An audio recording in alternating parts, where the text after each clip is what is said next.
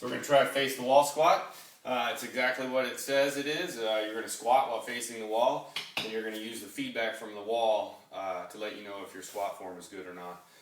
So you're going to start by facing the wall. Feet are going to be shoulder width apart. Toes are pointing straight forward. They can be toed out a little bit if need be. That's fine. You just want to make sure that your knees track over your toes. So the same direction your toes are pointing, that's where you want your knees to point the whole way through the squat. Squat is going to be the same as a normal squat mechanics. You're going to have a flat back, neutral spine. You're not going to be rounded through the top, and you're not going to be rounded in the bottom or excessively extended through the lumbar spine either. Chin, keep a chin tuck, so neutral spine all the way through the cervical, the thoracic through the lumbar. You're going to squat all the way down, pull yourself down with the hip flexors.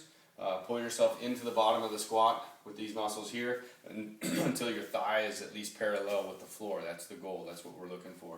You're going to start far enough away from the wall to where you're successful. Drop down. If you can do that, you're going to come forward a little bit, a couple more inches. Drop down again. And you're just going to progressively move closer and closer to the wall and only drop to the point where you lose form. So if I start to squat here, and I get to this point and I start to arch over, that I don't need to go any further. Or if I start to round my back, I don't need to go any further. So don't worry about the parallel.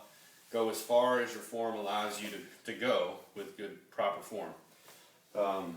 Once you get all the way to the wall, you've been able to progress to where your toes are touching the wall and drop down into a full squat with good form. Take it to an overhead squat. So this would be a progression.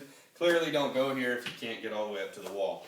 But if you can, go ahead and get your toes nice and close to the wall, hands overhead, and drop down into a squat, trying not to let any part of the body touch the wall.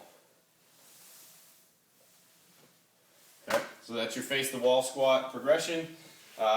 It's a corrective exercise in the deep squat for the FMS movement.